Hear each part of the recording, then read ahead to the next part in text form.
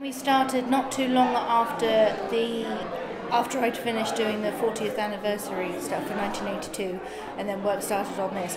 It did prove to be a little bit difficult because, as I've found time and time again, people in the old days didn't like to write things down.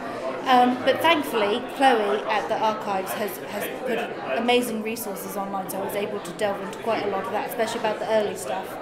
And then going and hassling the staff at FIGAS was proved to be very, very useful for some of the writing. So yeah, quite a bit of work. But thankfully, I had Alison Barton as well, who did manage to find lots of bits and pieces. So very helpful. We managed to get there in the end. Since its establishment, FIGAS has been a lifeline for our communities, providing vital transportation services to residents, businesses and visitors alike. It has been a symbol of progress and unity, enabling the islands to flourish and prosper. Today we pay tribute to the staff and pilots who have dedicated themselves to the service of our community. We honour the countless hours of training, maintenance and planning that have gone into ensuring the safety and reliability of this essential service. There was some really interesting stuff on the walls here. I haven't had a chance to read all of it yet. But what is your favourite fact that you've learned about FIGAS doing this exhibition?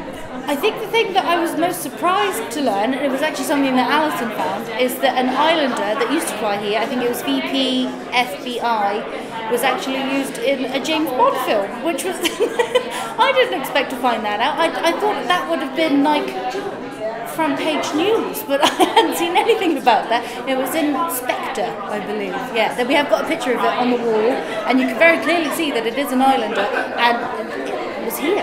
People have flown in it. They've flown in the same plane as Daniel Craig. So hopefully Daniel Craig, if he's watching this, he might make a trip to the Falklands to see his photo on the wall at the museum. You never know. You never know. That can be his claim to fame.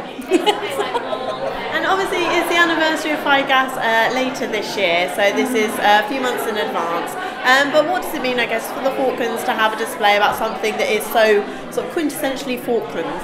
Well, that's it. FIGAS is just so iconic. It's something that has been around 74 years, but it's become something that's become so usual in our everyday life. That little red plane is so iconic. It's like kind of one of the first things you think of after penguins and all of that. You think of the little red planes in the sky. So I think it's very important to kind of celebrate that.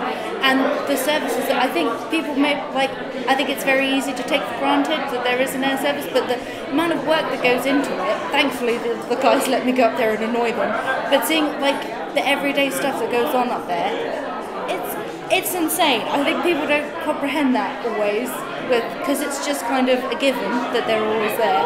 But yeah, very incredible. I'm very happy to have been able to do this, and hopefully it does it justice. Awesome. It's very interesting to look at, so thanks very much for speaking to me.